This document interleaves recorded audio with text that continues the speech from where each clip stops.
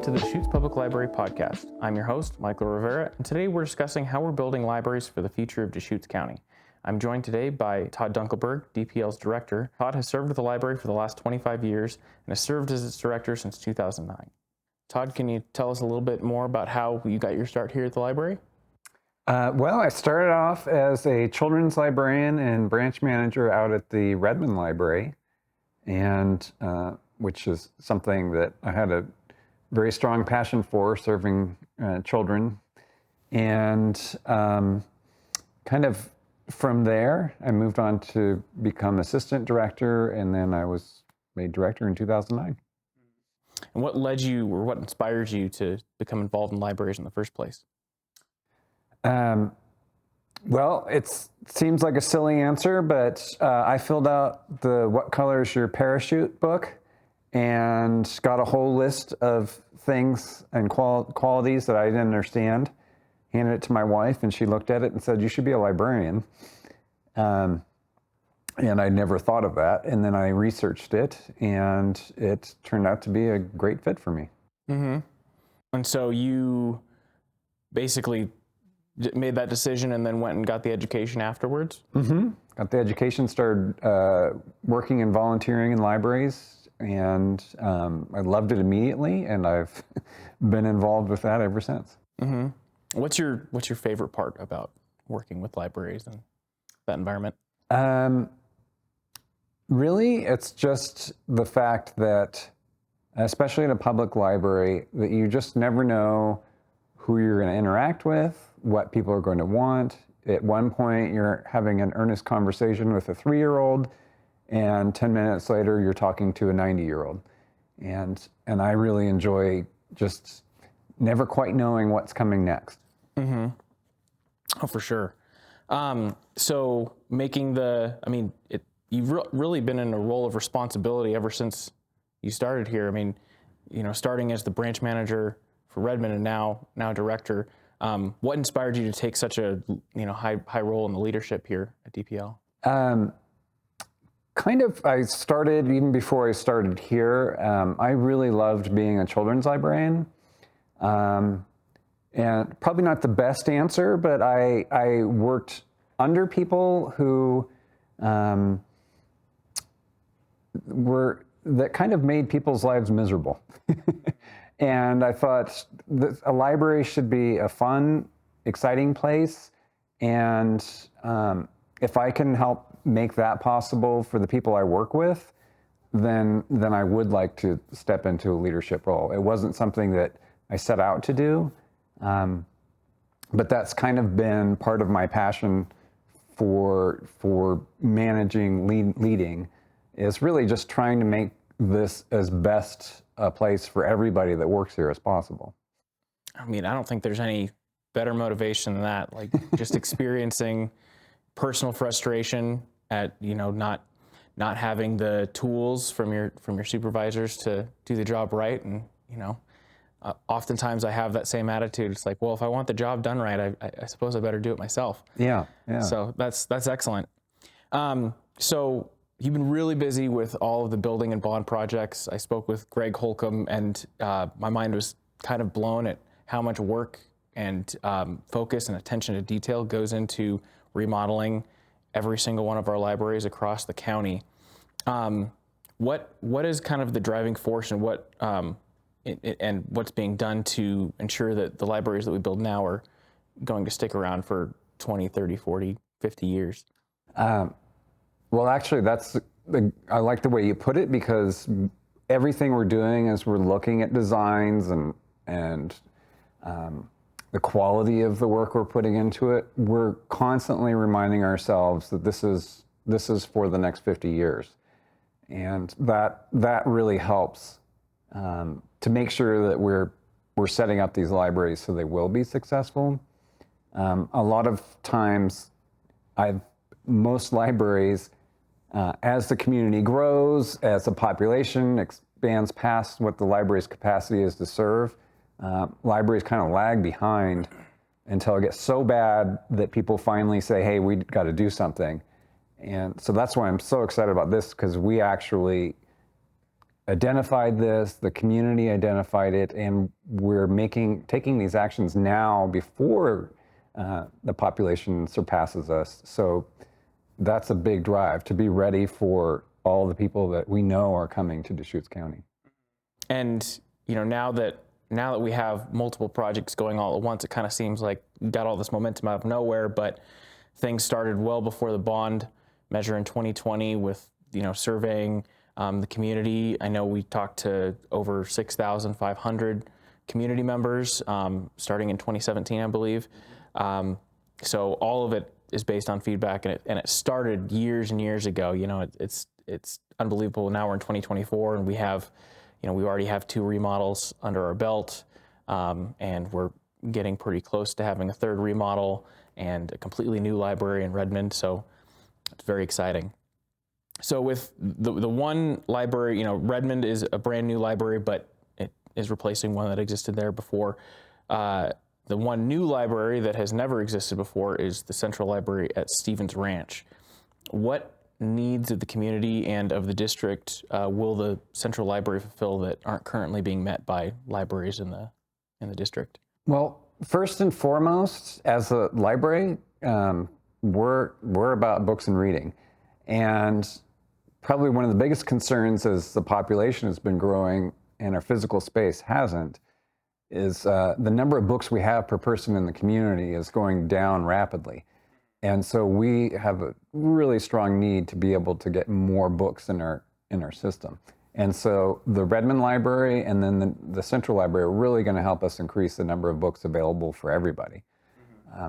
And then the next steps are really just having space. Right now, our largest room to hold an event holds 80 people. And we're seeing on a regular basis that we're having to shut the doors and send people away because we can't fit enough people. And so that's going to be a really big piece for us in all our libraries, actually, because we've added meeting rooms, we've added study rooms along with our community rooms. So really having more space for people to gather. And that was a big piece that came out of the surveys that we did leading up to the buildings. So that's a big piece. Number one thing that people talked about wanting were interactive discovery spaces for children. And so we're doing that across the county, creating early learning spaces that are very interactive, where everything that happens in there is designed to help kids with pre-reading and reading skills. And so that piece I'm really excited about. I think especially in an area where a lot of the year it's very cold and your options with kids are to either go outside and which is great, but also then the next step is where else do you go? And usually it's somewhere you have to pay for, and there's not a lot of free spaces for people to gather and spend time with their children. Mm-hmm. Yeah, it sounds like the benefits.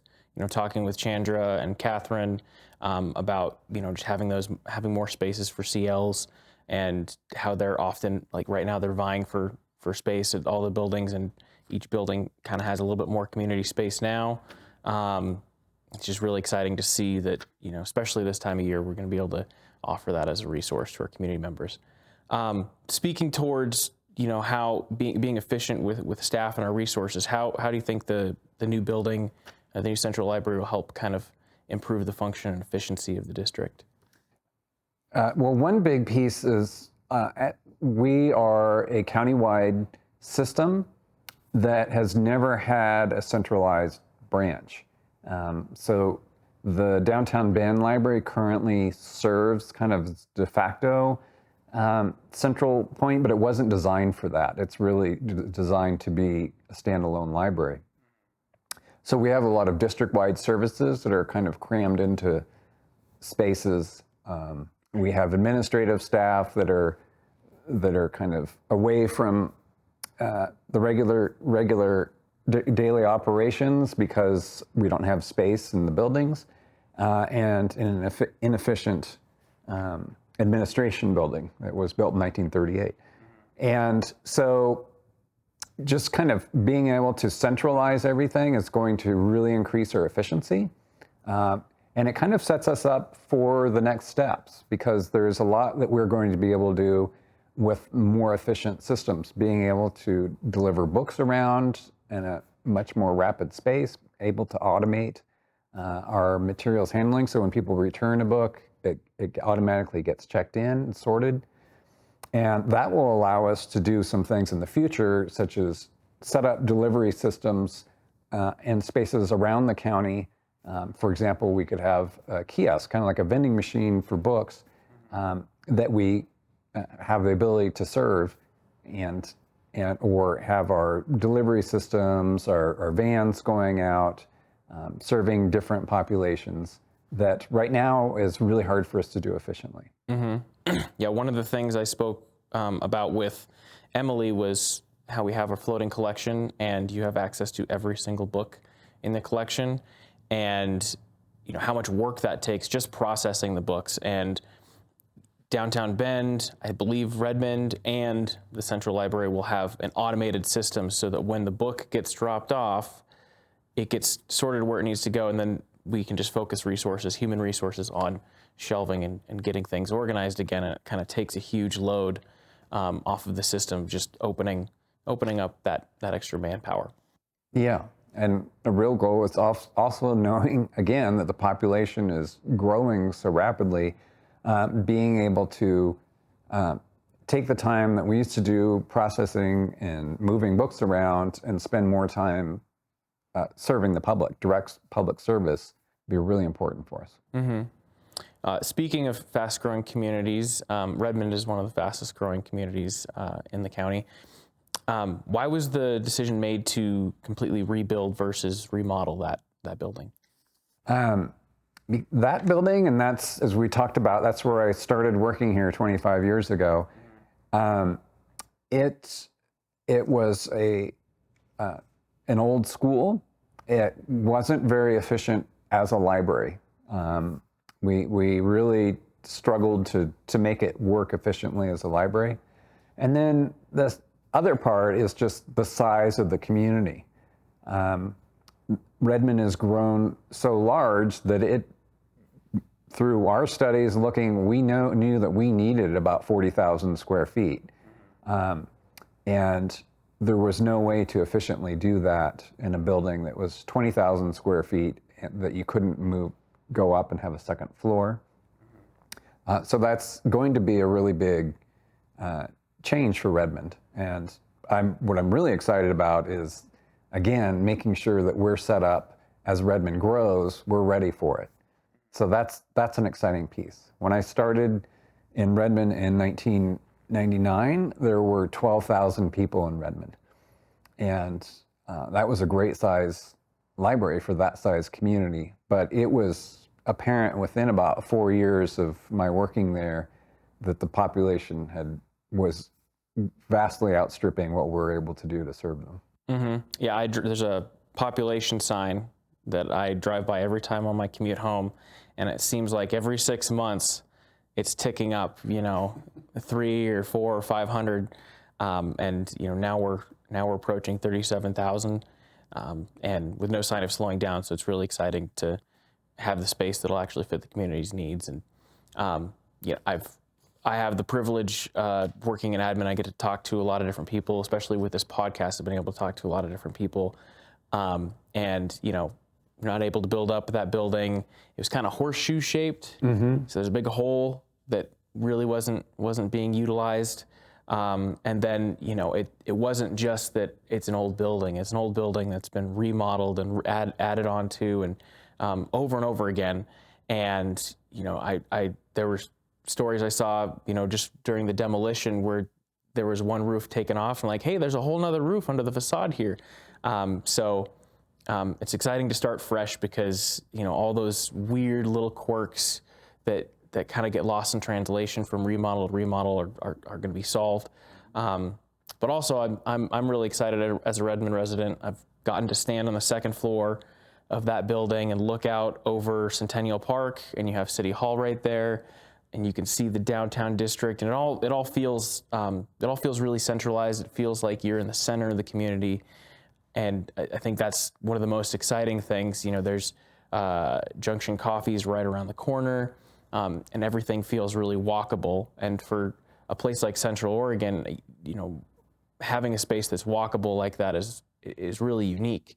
Having a whole downtown area, downtown Bend's kind of like that, but I think Redmond kind of has the second largest downtown area. So with that kind of being, the community hub, what kind of new opportunities do you think the new building is going to offer? Well, one piece is, since we've kind of always been in that area for a while, in the early 2000s, it kind of looked like downtown Redmond was kind of dying. And it was a little scary thinking we might be the last ones here. And so the city is really invested in the downtown area. And so we're really excited to be a part of that. And it's been great to see the revitalization there. And I think that just having the synergy with everything else going on is just really exciting. So to see people that come spend the afternoon in the park, get a chance to come over and pick up some books, maybe go to a program, it really just adds to the vitality of the whole city. Mm-hmm. So when you started, I imagine that was before 97 was redirected and all the traffic was still going through downtown? Yes, traffic, yes. So you would walk downtown to maybe grab a lunch, and you couldn't talk to somebody because semi-trucks were flying by you, one after another, and you couldn't hear a thing. So it's been really exciting to see the change here. So what are you most looking forward to once all the bond projects are done? I mean, we're talking, 2026 when this building is, finally gets its remodel. This is the last one that gets touched. What are you most excited for once everything's once the dust is settled? In each of these spaces, there's going to be some really magical spaces in each of these buildings. You talked about being able to see out over Redmond. In Redmond, you'll also be able to sit and take a view of all the mountains. And that will be the same out at the Central Library. So what do I personally look forward to? Grabbing a book. I know some spots that I already know where I want to sit down and start reading. As far as for the whole community, I always say for every person that walks in the door of the library, they're there for something different. And that's what I look forward to, is just expanding what can happen, whether it's going and finding your favorite book or connecting with people you've never met at a program, creating something at one of our new creative spaces, or finding your next job, finding your next career, your next passion. It could be anything, and that's really the exciting thing. I think I was out at the East Bend Library about a year ago, and I watched as a 4-year-old walked in the building, and she just looked around and she said, "The library." And that's the kind of feeling I think is inside all of us. We don't all express it the same way, but that's really what I'm looking forward to. Yeah, and I think, you hit the nail on the head with, sitting down and finding a place to read, finding a nook. It's yes, it's about the books. Yes, it's about just being able to engage with the communities and offer more programs to the community. But it's also just having a nice place to be, a nice place to hang out. When I was talking with Liz on the podcast, just talking about that third space. You have your home, you have your work, but it's nice to have that third place that you can go to that it's just a nice place to be, a nice place to engage with the community. The better feeling a space has, the more opportunities for interactions like that become available. So I think that's just so exciting. But I really appreciate you sitting down and taking the time to talk with me on this podcast. I hope it really helps inform our community more about you, and also just about all of the wonderful things happening in communities across the county.